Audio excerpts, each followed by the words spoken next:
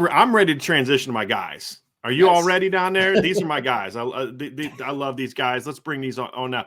Braylon James, Glynn James. How are y'all? What's good, y'all? How is it down in the Lone Star State? Oh man, it's love down here, man. It's awesome. It's awesome. Yeah.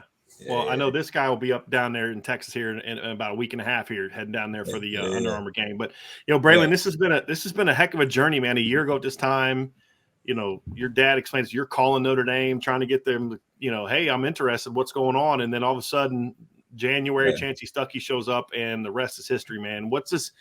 I mean, it's now culminated, right? You signed today. What's this? It's been a crazy year, man. It's like you haven't been committed that long, but it feels like it's forever. It's been wild for me, man. I can't imagine what it's been like for y'all. I mean, honestly, it hasn't even felt that long. I mean, I feel like it was just yesterday, Coach Stuckey, DM'd me for the first time when he hadn't even announced he took the job yet, telling me he was coming to Notre Dame. And at the time, I had nothing. I knew really nothing about Notre Dame. So I was like, man, what's about to happen? I really wasn't interested, but when he came down to visit me, and then 2 days later, Coach Reese came down and talked to me, man, that really said a lot. So it's just looking back on that, it's like, man, we're finally here, it's all in the play now, but it's just awesome, building a relationship with the whole staff, all the other guys that signed today, all the other guys in the class. Is just awesome, It's awesome. I know one guy that was interested in and knew a lot about Notre Dame at the time. It's the dude sitting to your left, Mr. James. As a father, you and I have talked about this. There's the challenge of you got to let your children make their own decisions. You got a daughter that went through deciding on where to go to college in a different aspect, but also then trying to steer them to the decision-making process, helping them with the process.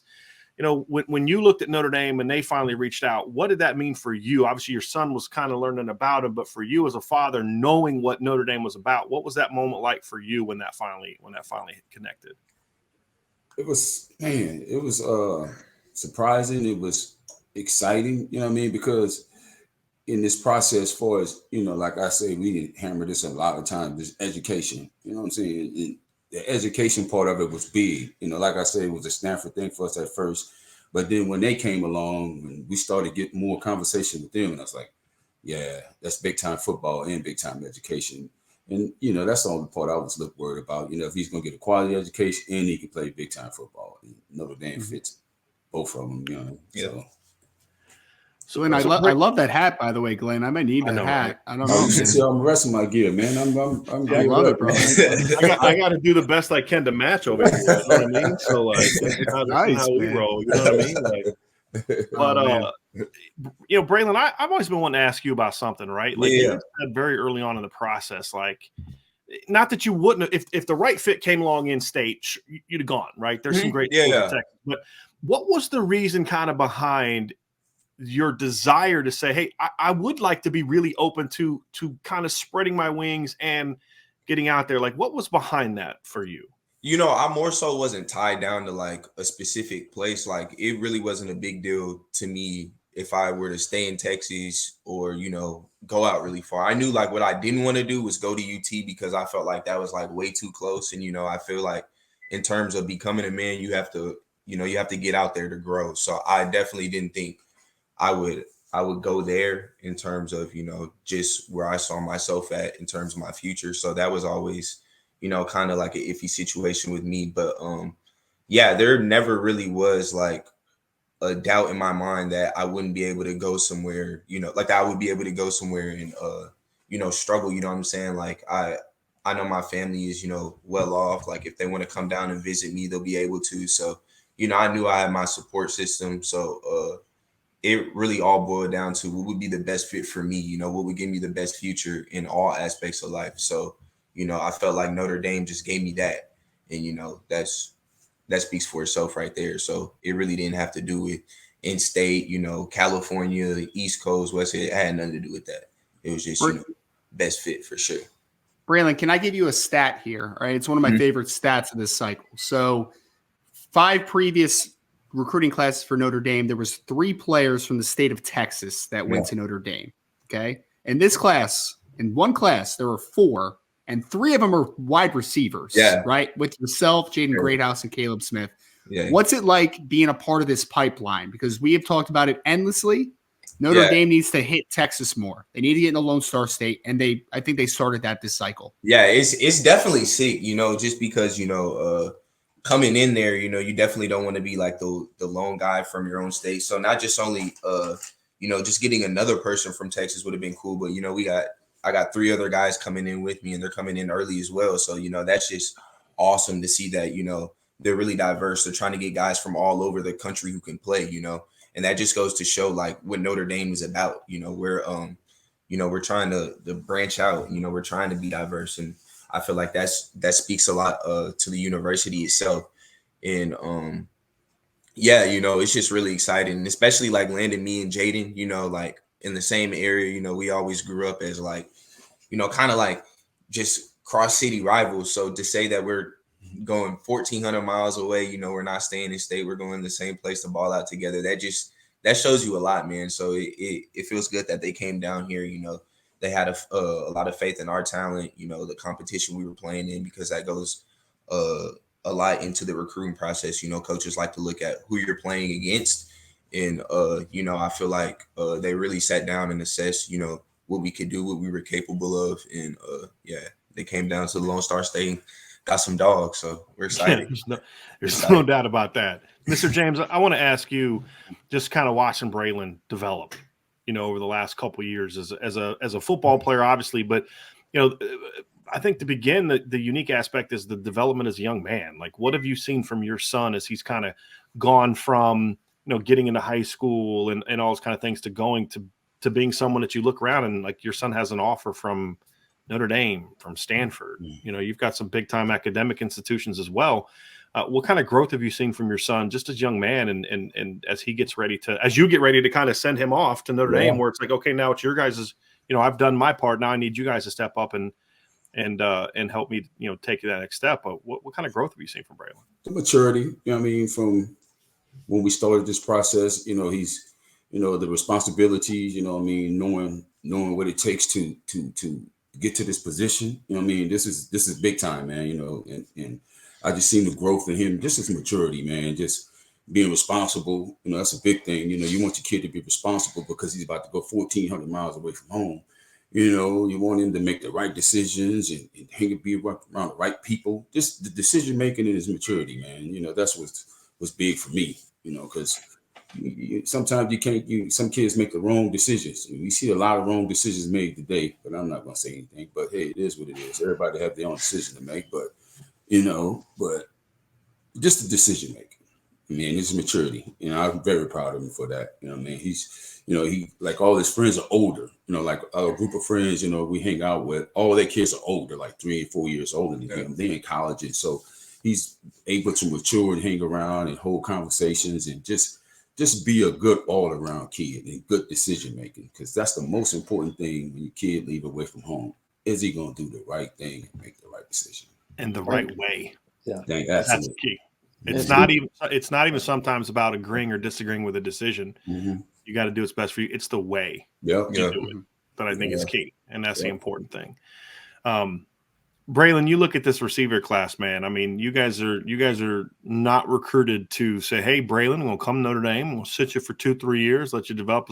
Y'all are coming in there to compete, man. Yeah. Like, what is that challenge like for you to say, "Hey," and not in a disrespectful way, like the guys there are not good players, but like y'all are being recruited to say, "Hey, look, this isn't you got to come in ready to go, man." What was that? What's that like for you, man? It just makes my hunger and my drive for this sport, like, just intensify like 100 times more than it already was. Just seeing that I finally have the opportunity to come in, and achieve my goals early. Like I've always wanted to play collegiate football, no matter where it was at. That's always been my main goal. The NFL was cool, but like collegiate football is where I wanted to get to. So, just having the opportunity to come in and make an immediate impact, was definitely something that stuck out early in my recruitment as well. Like that's really like another 50% of why I chose Notre Dame as well, because I know the opportunity to come in and compete, earn a spot is there. So yeah, I'm excited. I'm hungry, I've been working, I know what it takes. So yeah. I want to ask you this too, because like it sometimes in this era of I don't get too much into it, but hey, I want to be the guy. Yeah. You and Jaden and Caleb, and then of course is the Texas kids, and then Rico. I mean, there's 3 receiver spots, and there's 4 dudes plus guys on campus. Like some people may look at it like, well, there's too many good players. Y'all, that was never a thing I heard from any of y'all, man. Like, what is kind of the bond you guys have built? Because we hear about the offensive linemen and all that, but what kind of bond have you guys been able to build as a group of wide receivers as you guys get ready to go do this thing together? Like we're all kind of just trying to take it on together, especially us coming in at the same time. It's like, maybe you may get your shot earlier than I do, but, we're going to work together. We're going to go at it together. And that's kind of just been our whole thought process going into this. It's like, it's competition, but at the end of the day, we're still a team. We're still a family. We're going to break bread together. We're going to be on that field together. So we still got to be close. We can't, let any animosity get between us. At the end of the day, whoever's getting the job done is going to be the one who's touching the field. So like, it kind of is what it is. It's just the game itself. So, we all kind of just have an idea of, what to expect and, the reality behind it. So yeah, we're excited. Braylon, can I ask, because obviously you have your dad there that I know is a big support system for you. You have your family in general. And I know you talked already about not wanting to stay as close to home because you want to spread your wings and grow and all those great things, right? But in order to do those things, your family has to support you, obviously. Oh, right? yeah. Oh, yeah. So can you just talk a little bit about the support system you have and just, they let you really take advantage of every opportunity and to explore all options. Yeah, and it starts like all the way back from like the 6th grade, like even them, going out their way, taking off from work to take me to camps, just that little stuff, that adds up. And, I wouldn't be in this position without that, even my whole transfer to Del Valley, that kind of helped my recruitment a lot as well. So, we made a lot of sacrifices for that. My dad had to, take off of work early to come pick me up from school, even though it was 35 minutes out the way. You know what I'm saying? So there's a lot of stuff, it was a lot of sacrificing to get me to this position.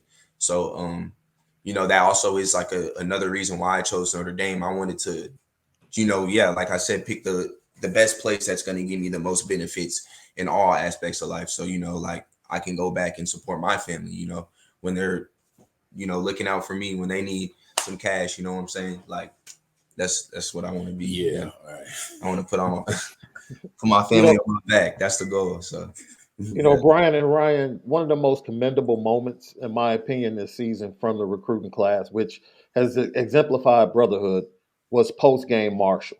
And I don't know if you guys remember this. We were doing the post-game show, and all of a sudden we look on social media and we see these 3 receivers like letting it be known, like, no, we're still locked in. According to the chat, every kid was going to decommit by the end of the night. Right. According to people in the chat. The house was caving in, right? Yeah. And then all of a sudden you see these 3 receivers like make the statement like, don't worry. Yeah. When we get there, you won't have to worry about this. Yeah. Just talk about that mindset in Marcus Freeman and this staff, whatever mortar they use with the bricks to hold this class together. But that just goes to it's not even, it's really just us as people, like the people they're recruiting. And that goes to show you what the Notre Dame culture is about itself. You know what I'm saying? Like, we're all like-minded individuals. We all have the same goal. We want to come in and win a national championship by any means, so whatever route we have to take to get there, whatever BS we have to go through to get there, we were all willing to go through that in order to, put Notre Dame back on the map. So I feel like that was kind of like, that's been, the whole entire class's collective thought and idea. So we all want to come in and do our parts. We see the team struggling. We're like, man, this isn't right, man. Like, we're trying to come in, we want to make plays, that's like, it's just little stuff like that we see. It's like, yeah, man, this is getting real. We actually have an opportunity to come in here and, change this thing around. So yeah, that's definitely what that's been about. And it's been about that the whole entire process for sure. That's what's up. Well, last I checked, Sean, correct me if I'm wrong, Mr. Davis. Mm-hmm. Receivers can't throw themselves the ball, right? No, I think that's still a thing. Okay. Normally in recruiting, it starts with the quarterback, and then you kind of build on top of it, right? That's the 24 class. You get CJ early, and then then Cam comes and all that. Y'all did this without a quarterback. Yeah. At least not when it was like publicly and like locked in. Yeah. What was it like for y'all when Kenny Minchie decided to flip and come to Notre Dame? It was kind of like a big relief. Yeah, for sure. I mean, just because we didn't know if we were going to get one. So it was like, man, it's not like we knew he was going to come in and start right away, but it was just the thought that we have somebody to, come in our class, work with us, build with us, and over time, we're just going to keep gradually getting better and better together. So that was definitely like a big, just a big side because,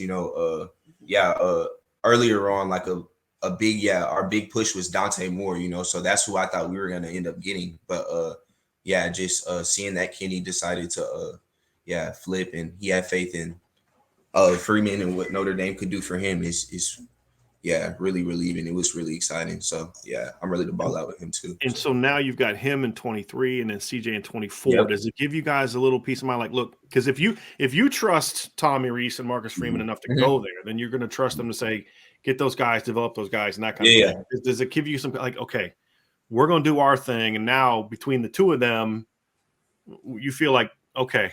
I feel like those are the two dudes. Like I feel like in terms of development, I feel like they'll get there. I feel like Coach Rees is going to do his job, So, it's all going to definitely come into play when everybody gets up there. But I feel like, I just have a lot of faith in this class and this culture, that Coach Freeman is building up there. And I feel like just all of us being in there together is going to help us grow, So I feel like we'll all continue to get better and better as athletes. I feel like we never have to worry about, not progressing. So that's exciting. That's exciting for sure. Braylon, you may not be comfortable talking about this, and if you don't want to, it's totally fine. But like, my thing is just like there's this assumption that the only kids that get offered NIL deals are kids that take them and leave. Yeah. Right. There's a lot of that going on in your class. What was it like for you guys in those conversations to say, hey, look, we're going to go a different route. Man. Everybody else is doing this. We're going to go this route. I'm sure it wasn't easy all the time for you guys with some of that stuff, right? I mean, what was it like for you guys to have those conversations? Well, for me, it wasn't about money. It's about fit. It's about future. So the money was there. Let's not get it. We had opportunities to chase it. But is it going to be there as a long-term thing? We could get the short-term money, or we want the long-term money. So we went for the long-term money instead of short-term money. So it was there, several schools, but it was just not what we was about. We didn't want to chase it. What we had in Notre Dame was perfect for us. So definitely, everybody have their own decisions, their own path, and what they need financially. We can't speak for everybody. We don't know everybody's pockets, but we're not rich. You know what I'm saying? God has blessed us. You know what I'm saying? For what we have. So we're not going to be hanging out in your mansion when we come down for the game. Yeah. There's like 8 other rooms y'all have, because you're just rolling in it, right? Braylon, my question for you is: you've talked about brotherhood, you've talked about culture, you've talked about all that. Are those the things that allow you to say, okay, look, I was 18 once. I consider now as a 44-year-old, business owner and say, no, I can turn that down. But when I was 18, I don't know if I could have turned that down. Like, does that brotherhood, that culture that your dad talked about fit? Are those the things that you are allowed? How do you focus on those things when there's this madness going around you that is the current landscape of recruiting?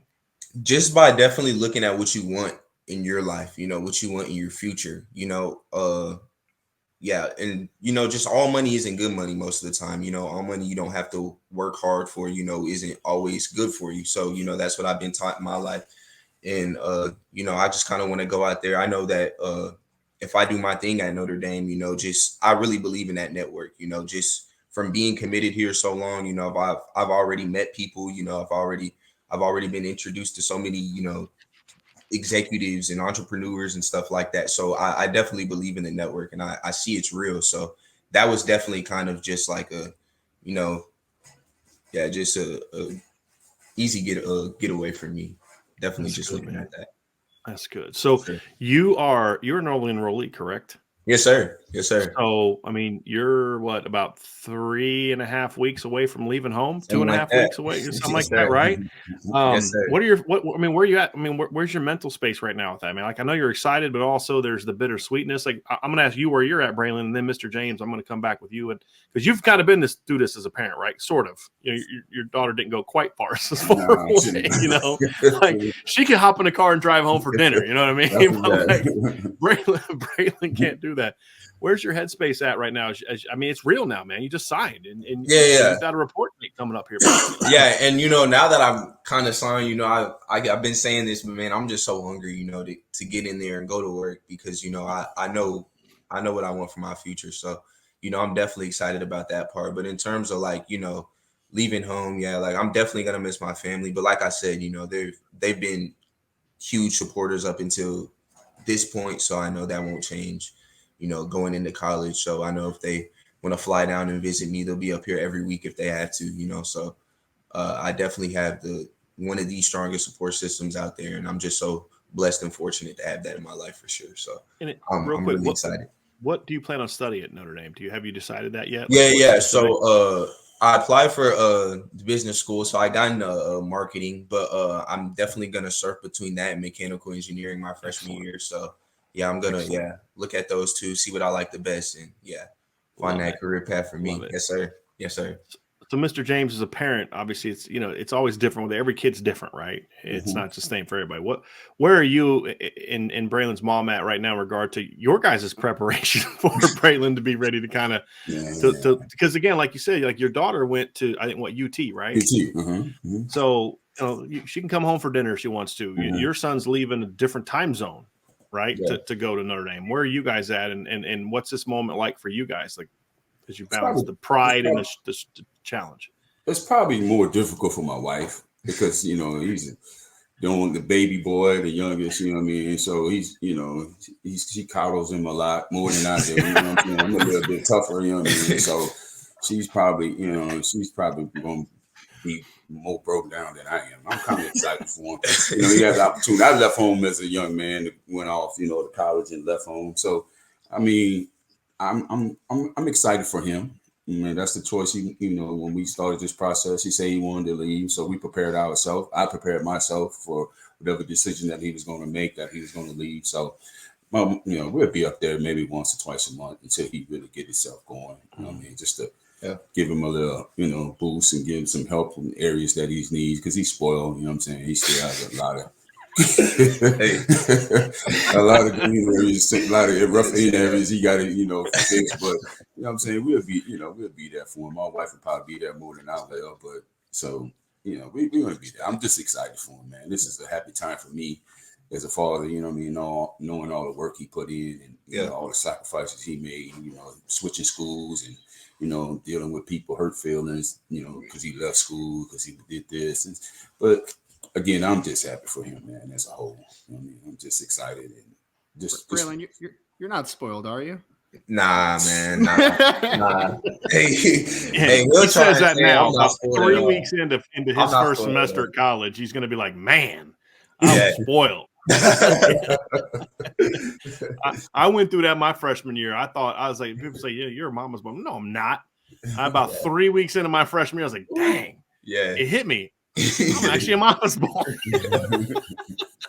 Hey, Mr. James, I wanted to ask you too. We talked earlier about his growth as a young man. The other thing too that Ryan and I talked about this on the show recently. He had a lot of growth this year as a football player as well. Yeah, just kind of what you saw from Braylon this year as he looks to develop his game. I mean, obviously growing up as a young man, maturity and all that, but his game took a jump. Like, just look. He was always athletic and always fast, but just looked a lot more polished this year. Like, what did you see from his game this year? Well, coming into this year, we wanted to specifically work on some certain things. I'm a more, I had him trained for speed. You know what I mean? Because you can't, you fast is fast. That's if you fast, you can do a lot of things being fast. So this summer we worked on a little bit more route running, learning how to stop. You know what I mean? Slow your speed down and getting in and out of breaks. So we did a lot of that this summer. We got with our trainer and we worked on the specific things. His weaknesses. So we try to get into much of that, work. But this season, we're limited at quarterback. So we had to, improvise on the strengths that the quarterback can do. So that's why you don't see more explosive plays that's down the field. You didn't see much route running because we were more, we was one dimensional for as quarterback goes. We basically was a running team. Some games we didn't even throw the ball the second half. Maybe 3 games we didn't even throw the ball the second half because we were so in deficiency at quarterback. But I was impressed, on his deep balls, but I wanted to see a little bit more, get a little bit more. Actually displaying his route running ability on tape. But we had to do what we had to do to get through the game. So, Braylon, I think when people look at you, they see 6'2" plus, right? What are you, about 6'2.5" right now, creeping up on? 6'2.5", creeping on, like 6'3" solid. They see the speed, electronic 4.47 and all that, and then you see it on high school film. But the thing that Ryan I know talks a lot about is you're not just a tall, take the top off the defense guy. You do a lot of different things. We were talking about kick returners, and Ryan even threw out the crazy idea of like, Braylon James is taking like 4 or 5 kicks back during his because man, that's like 6'3". I want him running through kick returns in college. But you got a little bit of a unique game, man. You don't have the typical long guy game, right? And is that kind of one of those things as you watch the Notre Dame offense and you watch kind of how those guys are used to be like, hey, look, I think I can do more than just take the top off of a defense. Yeah. I definitely see myself, catching a lot of digs like underneath, just watching a lot of that stuff. Yeah, a lot of curls, comebacks. I hope they utilize me on like kind of those routes like right there. I definitely want to be used in the slot a little bit. I feel like if you work me on a safety, I feel like that's like a huge like mismatch in terms of, my ability. I feel like I'm capable of, taking advantage of that. So I definitely feel like there's things that I have good capabilities at, but I definitely still have to keep learning. I have to keep growing. I have to get more and more polished because I know it's a different level. I know it's a different speed out there. So I'm excited, but I definitely feel like I have a lot to bring to the table for sure. Real quick, where have they talked to you about kind of? I know you're like, look, I know Notre Dame. The ultimate goal is when you've arrived, you're going to play everywhere. Like there's not just like one spot, but you got to start somewhere as you learn. Have they talked to you kind of about that, or is that still kind of TBD based on? They mainly want me to, like kind of like what you see on my film is kind of what they utilize me for, and that's kind of what I liked initially because I knew they were still going to expand my game, but they were going to take advantage of what I was good at, and that's like long routes, taking the top off of defenses. So I feel like, in terms of that aspect of the game, I feel like that's definitely how I'd be utilized, like more outside, like the WX stuff. Right. Okay. Definitely, more of that. So, once I get more familiar with the playbook, I definitely see how, I'm worked in, but I definitely feel like that's how they'll try and use me. And, any way they want to use me, I'm ready to do it. So I'm excited. You guys got anything for the Jameses? As we wrap up, because you guys are gonna be our last guest, because we have to save the guys for last. Man. You know what I mean? Like that's just how we're honored. Right? We having a big old signing day celebration. We probably have about 100 people at our house. Oh, nice. Okay, here's the key question: what's being served? What's the spread? Right? Oh man, what are we gonna do? We probably do some wings. We're gonna take out. We probably do Wingstop. You know what I'm saying? Some some stuff like that, you know what I'm saying? Maybe whatever he wants, really. So, there you go. I'll slam on some wings, though. Yeah, this is my day, right? Like, right, Braylon, like, this is my day. I get, you know what I mean? Like, I'm gonna have what I want. Exactly. I get you. Own that. So. Well, man, appreciate you guys' show, man. Thank y'all for having us, man. Absolutely. When we first started this process, man, I like my man IB show right here, man. Yeah. He talks the real. Well, that's just because we said Braylon's really good, and Notre Dame should have been on him from jump. But you guys are really honest, man. Some people, you know what I mean? You guys are honest in your evaluation of kids, you know what I'm saying? And I, like I say, when I first saw this, I was like, yeah, that's a good evaluation. That you gave him when you guys were started out recruiting him. And that drew me to you guys' show. So that's why, you guys do a good job evaluating kids. You're not hammering people, but you're honest in your evaluation. And that's why we did today a little bit. Around 12:05 Eastern, I went off. Man. Not gonna lie. But you know what? In that being said, man, I still think we got the overall class, man. Oh, I mean, everybody can't get all. We took some. We took a couple losses, but in terms but of everybody did though, right? Solid. I mean, Oregon had a great day today, but they just lost the quarterback. When with all due respect, Austin Novosad ain't Dante Moore, people. Right? I mean, y'all can spin that however you want to spin it. He ain't. That ain't it. Yeah. Right? But the frustrating thing is that I wish fans would understand is the way you guys are looking at it is like, look, you can either focus on the couple that didn't come, or you can look on what you have. And the reality is we can mourn what it could have been. I mean, Mr. James, you know me, Keon Keeley's, in my opinion, the best player in college in high school football right now. I mean, he's a dude, and I love Keon. Right? I'm just chatting with him today. Yeah, I would have loved to see him at Notre Dame. But take all what isn't here out, and you look at this 24-man group and what it is. This is the best Notre Dame class they've had in over a decade, in my opinion, because there's impact playmakers. You got a quarterback, which is a need, but tell me the position where they didn't get a really good football player. They don't have the holes that you see a lot of places, and I think that's what people are missing. You got 9 kids in this class. Yeah, we filled out every position. Every position, man. I mean, not with 1, not with 2. I think 3 and 4 in that every position. You got 5 top offensive linemen. I think we got the best offensive line class. Right. I think we probably got a top 10 receiving class. You know what I mean? We loaded. So here's some numbers for y'all that I think y'all appreciate. So Notre Dame in the 2022 and 2023 classes had 30 kids that were ranked as top 250 players by at least one service. Most that Notre Dame's ever had in the rankings era, which goes back to 2002. Right, 11 front 7 kids that were ranked in the top 250 by at least one service, most they've ever had since 2002. 6 front 7 commits in the top 250 in this class, which is the most they've ever done. And then you had 5 linebackers the last 2 years that were ranked as top 100 recruits by at least one service. And then this receiver class, I mean, this is one of the best receiver class they've had in a long time. We just had Cooper Flanagan on, who's a legit type, like 18 in the last 2 classes, 18 kids in the last 2 years were ranked as top 100 recruits by at least one service. Wow. And that's Notre Dame's never done that before in back-to-back classes. 9 this year, 9 last year.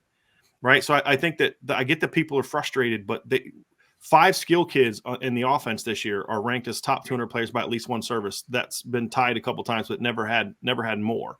I don't think people appreciate, and this is without Peyton Bowen, right? And I'm not trying to bring his name. I'm just making a point so people understand the numbers I'm giving. Like there's a lot of talent being brought into Notre Dame since Marcus Freeman arrived. Absolutely, there's no doubt. There's no doubt. Ready, man. We loaded, man. We good. You know what I mean? We got the people who want to be here, who want to be a part of this thing, want to be a part of this national championship run that we about to go on, and that's just that. Everybody have a decision to make, man. We make your decision. Good luck. But we see the vision. You know what I mean? Like you said with Coach Stuckey, when the receiver room, we got 4 receivers, and what he sold me on is that the University of Alabama, they had 4 first-round receivers. And that's what he sold us on. You know what I mean? He said, man, you can't have one guy because they're gonna load up on you. If you're the only guy out there, they're gonna load up on you. But if you got 4 guys, they can be unstoppable. And that's what Coach Stuckey sold us on. And that's why you see it, right? It's Alabama does it, but Ohio State, I mean, Marvin Harrison and Emeka, they were dudes last year. They just had to wait their turn behind 2 other dudes. And then Ohio State will have 2 other dudes that steps in after that. And that's where Notre Dame needs to get to, right? And that's where this class, you only got 1 last year, Tobias, who is a dude, but that's where Notre Dame needs to get to is the point where, number one, Braylon, how are you going to be in the 4th quarter and matched up against a corner who's played 65 snaps and you're on snap 33 because you guys have that rotation. And that's where games are won in big games is like that corner's wearing out because he's been chasing you and Tobias and Dion and Jaden and Rico and Caleb, and it's just like, and then now you guys are fresh. And I think kids get that, right? It's scary, man. We ready, man. It's time to ball, man. We just excited. Yeah. Glynn sounds like he wants to play. I know, right? Somebody get this man a scholarship. I'm always ready for the game. Me, man. I'm just excited. For Coach Reese. Coach Freeman, man. It's a beautiful thing for us, man. As a father, Glynn, in all seriousness, how important was it to you? I mean, I'll try to be too leading. you're sending your son to play for Marcus Freeman, and obviously it's going to be Tom Reese and Chancey Stuckey. But at the end of the day, the program is being established by Marcus Freeman. What role did he have in sending your son to Notre Dame? Not just in the football aspect of it, but the other parts that I know are important to you. That are you going to help my son not just develop as a football player, but to be a man that can go be successful in life? Did that factor into this decision for you? The role that you felt he would play? Absolutely, because he's young. I mean, I'm not knocking any older coaches. You know, he's 36, so he's not that far off from my boy, and he has a 16-year-old son. You know what I mean? So the relationship, he can relate to my son. You know what I'm saying? And then his leadership, man. He's a hell of a leader, man. And you want your kid to go to school with leaders, people who can lead. You know what I'm saying? Yeah. That's why a lot of these other coaches can't win national championships, because they're not leaders. So he's a leader, and that drew me to Marcus Freeman in Notre Dame, because his age, for number one. He can relate to the boys. I mean, and he cares. He cares. That's the main part about it. He cares about my son and us. You know what I mean? My wife's father recently died, and he was very, very hands-on. Very hands-on, man. Yeah. Calling. Very appreciative. So we appreciate that. So, how about for you, Braylon? Oh yeah, I mean, Chad, the director of recruiting, he says it all the time, but he's like, Freeman is like a high school football coach. Mm-hmm. He genuinely cares about everybody on his team. Everybody he's recruiting. He genuinely cares about everybody on a personal standpoint. I mean, he'll keep his office door open. I mean, I've physically seen times where players have walked up to him looking for advice. You know what I'm saying? So he's always open ears. Like there's a lot of coaches up there who are stuck up, play more of an executive role. And, like my dad said, Coach Freeman's more of a hands-on coach. You know what I'm saying? He's actually taking the steps to lead his team himself. And that stands out a lot. You want a coach who's actually involved, who actually knows what's going on in his program. So, yeah, that was huge for me. So I'm definitely rocking with Coach Freeman all the way. Well, fellas, we appreciate y'all so much for being on. You guys got anything else for them before we let them go enjoy their wings? Because now I'm hungry at this point in time. Right? I appreciate you guys for hopping on, Glynn. It's been awesome to get to know you over the last few months, brother. Absolutely, yes, sir. We appreciate y'all always. Keep up the good work, man. Y'all guys do a good job over there, man. We'll do our best. Braylon, congrats, man. Yes, sir. Thank you so much. Yep. Yes, sir. Talk to you guys soon. Appreciate it.